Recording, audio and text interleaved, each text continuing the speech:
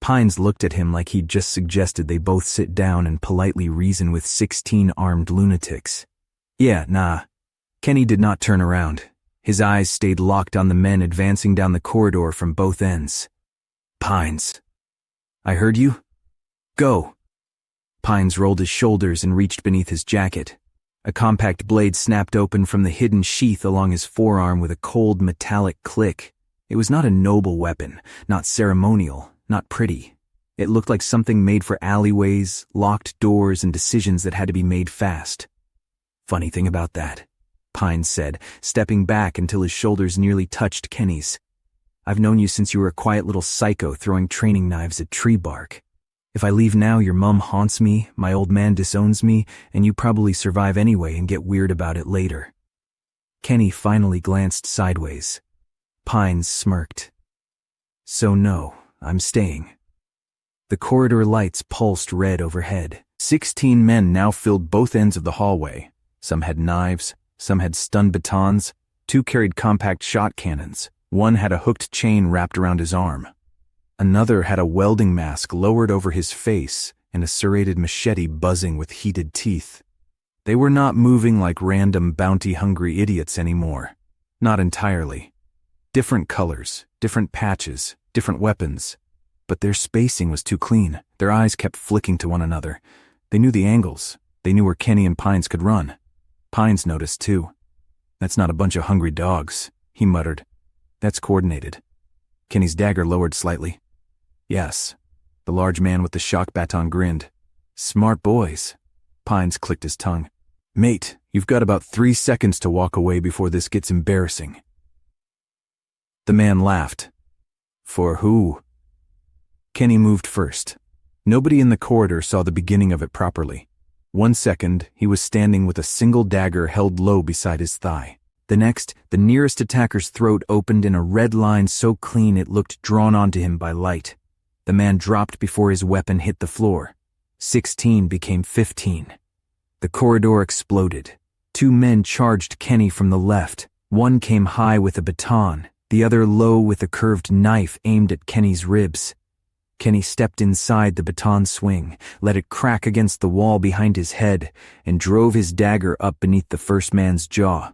Before the second attacker could complete his stab, Kenny turned the dying body by the collar and used it as a shield. The knife sank into the corpse instead. Kenny ripped his blade free, shoved the dead man forward, and kicked the second attacker's knee sideways so hard it bent the wrong way. The man screamed. Kenny silenced him with a downward stab to the throat. 15 became 14. The cameras caught that one, but barely. Above the corridor, broadcast drones adjusted their tracking speed. Somewhere in Astrovault, the live feed shifted automatically. The city saw him. The galaxy saw him. And for the first time in the 10th Eclipse games, Kenny Rain began to move like the secret his father had hidden for 30 years. Pines ducked under the hooked chain as it whipped toward his head. The metal tore a chunk from the wall behind him, throwing sparks into the red emergency light. Pines stepped forward instead of back, grabbed the chain with both hands, and yanked. The chain wielder stumbled. Cheers, Pines said. Then he drove his compact blade twice into the man's neck. Once, twice, fast, messy, practical. The chain wielder collapsed, choking into his own blood. 1 kill for Pines. A shot cannon boomed. Kenny dropped flat, sliding across the blood-slick floor as the blast tore through the space where his chest had been. He slid directly beneath the shooter's aim, opened the man's inner thigh with 1 dagger, then rose behind him in a blur. The shooter screamed, collapsing as blood sprayed down his leg.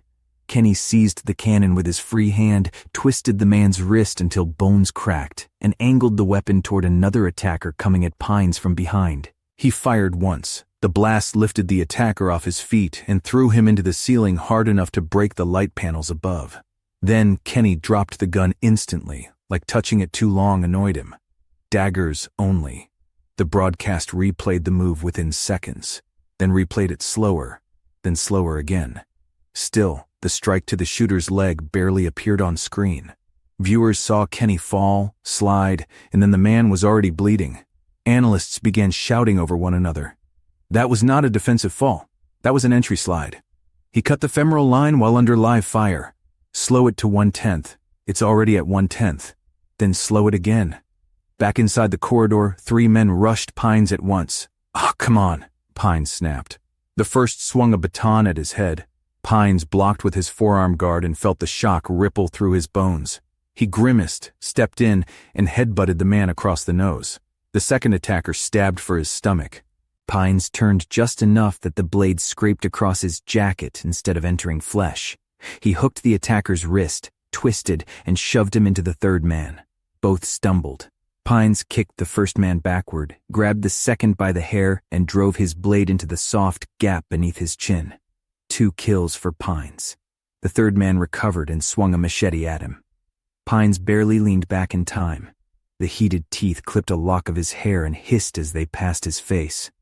"Mate," Pines said, eyes wide. "That was my good side." The attacker swung again. Pines stepped inside the arc, slammed his elbow into the man's ribs, and stabbed him through the armpit where armor never sat right. The machete clattered to the floor. 3 kills for Pines. Then he stumbled back, breathing hard. "Yep," he muttered. "That's enough hero work for me." Kenny handled the rest like a storm in human shape. A tall, augmented fighter unfolded metal plates from his forearms and roared as he charged. His body looked built for impact, all heavy muscle and surgical steel. He expected Kenny to dodge away. Kenny stepped toward him. At the last instant, Kenny twisted sideways, hooked one dagger behind the man's knee, and cut deep. The giant's leg failed beneath him. Kenny climbed him before he hit the ground, one boot to thigh, one to shoulder, then drove both daggers into the base of his skull. The giant collapsed face first. The floor shook. Another man tried to grab Kenny from behind. Kenny reversed one dagger into an ice pick grip and stabbed backward without looking. The blade sank into the attacker's eye. Kenny turned as the man dropped, tore the dagger free, and kicked him into 2 others advancing too close. The 2 attackers tripped over the corpse. Kenny stepped over it. One tried to crawl away. Kenny opened his spine with a single downward strike. The other raised both hands. "Wait." Kenny paused. The man trembled. "I surrender. I was paid. That's all. I don't even care about Rain." For the first time since the fight began, Kenny stopped completely. Pines looked at him from behind, chest rising and falling. The surrendering man dropped his knife. "I swear, I'm done." Kenny watched him in silence. Then a final attacker behind the surrendering man lifted a hidden pistol. Pines saw it. "Kenny!" The pistol came up. Kenny threw one dagger. It crossed the corridor so fast the drone cameras lost it entirely. The blade buried into the pistol wielder's mouth and pinned his head against the wall. The shot never fired. The surrendering man flinched so hard he almost fell over. Kenny walked past him, pulled the dagger free, then looked back at the trembling man. "Leave." The man ran. 1 left alive, 15 dead, 3 by Pines, 12 by Kenny. The corridor fell into a silence so thick it felt physical. Only the alarms remained. That and the wet sound of blood dripping from broken wall panels. The red lockdown lights shifted slowly back to white. Pines stood there for a moment with his blade hanging loosely at his side. He looked at the bodies, then at Kenny, then back at the bodies. "Mate." Kenny wiped one dagger on a dead man's jacket. Pines swallowed. "I've seen you train. I've seen you do weird silent cave murder exercises. I've seen you catch knives in the dark." Kenny sheathed one blade. Pines pointed around the corridor. "But that was some haunted blender shit." Kenny blinked once. Pines shook his head, still staring. Like if a ghost got sponsored by a butcher. For one tiny second, the corner of Kenny's mouth almost moved. Almost. Pines saw it immediately. "Was that a smile?" "No. I saw it." "You didn't." "I'm telling the whole city." Kenny looked toward the nearest screen where the broadcast was already replaying the fight. "You won't. Because you'll kill me." "No." Kenny watched as one of his strikes replayed at absurdly slow speed. Even slowed down, the movement looked unnatural. "Because they won't believe you." Pines laughed despite himself. Then the laughter died. The first notification appeared. A golden projection unfolded from Kenny's wrist interface. Level increase detected. Combat experience verified. Contestant, Kenny Rain, level 2. Kills, 12. Kill leader status active. Reward credits, 67,000. Upgrade materials, 5 rare, 9 standard. Renown gain, extreme. A second projection appeared from Pine's wrist. Contestant, Pines Var, level 2. Kills, 3. Reward credits, 21,000. Upgrade materials, 3 standard. Renown gain, high. Pines stared at Kenny's reward total. Of course you get the shiny pile. You killed 3. I killed 3 and aged emotionally. Kenny glanced at him. Pines wiped blood from his cheek. Don't look at me like that. I was magnificent. You were loud. Same thing in District 17. Before Kenny could answer, a new projection burst between them. Sponsor offer received. Pines straightened. Oh, already? A sleek black and silver logo unfolded in the air. Obsidian Mercy Security Group. The offer text scrolled beneath it. Contestant Kenny Rain has generated record opening engagement. Sponsorship offer, secure residence upgrade, includes private bunker suite, reinforced access, medical locker, weapon maintenance bench, 2-person occupancy authorization, encrypted entry route. Condition, display, sponsor mark during next broadcasted combat event. Pines whistled. Private bunker, 2-person occupancy. Look at that. My charm has finally become infrastructure. Kenny accepted the offer without discussion. Sponsorship confirmed. Housing upgrade granted. A deep mechanical groan shuddered through the corridor.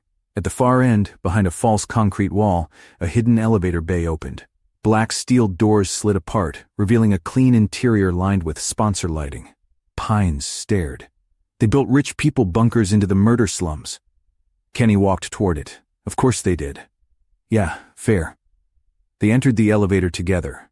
The doors sealed behind them, cutting off the smell of blood. For the first time since the ambush began, there was quiet. Pines leaned against the wall and exhaled. Right, he said, before you become even more terrifying by accident, I should show you something. He tapped his wrist interface, then flicked 2 fingers outward. A ghostly 3-dimensional projection expanded through the elevator. It showed Astrovault from above, layered with districts, contestant markers, bounty zones, sponsor feeds, and live status data. Kenny watched silently. Pines pointed to the floating names. Every player can access this. Viewers get a flashier version with dramatic music, blood filters, and betting prompts. We get the useful one. Who's alive? Who's dead? Who's trending? Who's got kills? Who's got bounties? Who's being hunted? He swiped across the projection. Here, ranking board. The names reshuffled. At the top, glowing in cold gold, the system displayed the number that mattered most. Contestants remaining, 374. 400. Kenny stared at it. The games had barely begun. 15 contestants were already dead. Pines sorted by kill count. The board changed again. 1. Kenny Rain, 12 kills, level 2. 2. Helix Moore, 5 kills, level 2. 3. Vara Kest, 4 kills, level 2. 4. Pines, Var, 3 kills, level 2. 5. Saito Graven, 2 kills, level 1. Pines went very still, then slowly looked at Kenny. You've been inside Astrovault for less than an hour. Kenny said nothing. Pines pointed at the list. Your kill leader. The elevator descended deeper. Kenny watched his name remain fixed at the top of the Eclipse board. 12 kills, level 2. 385 contestants remaining. And across the galaxy, billions watched the same numbers appear on their own screens. The commentators were no longer laughing. The gamblers were no longer treating him like a strange disappointment. The contestants who had come to Eclipse hunting Rain blood were recalculating. And somewhere beyond the city, beyond the cameras, beyond the beautiful lie of honor and spectacle, the people running the games were realizing their first attempt had failed. The elevator doors opened. The bunker suite waited beyond them. It was small but secure, built into the reinforced bones beneath District 17. Black walls, heavy locks, a medical station, 2 sleeping pods, a weapon bench, a private screen connected to the live board. No windows, no easy entry points. Pines stepped in first and looked around.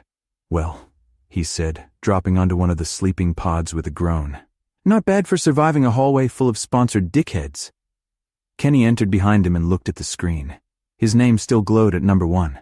Pines followed his gaze. For now, he said, softer this time. Kenny nodded. For now. Pines leaned back, then pointed lazily at him. Just so we're clear, if you ever tell me to go again, I'm ignoring you again. Kenny looked at him. I know. Pines grinned. Good.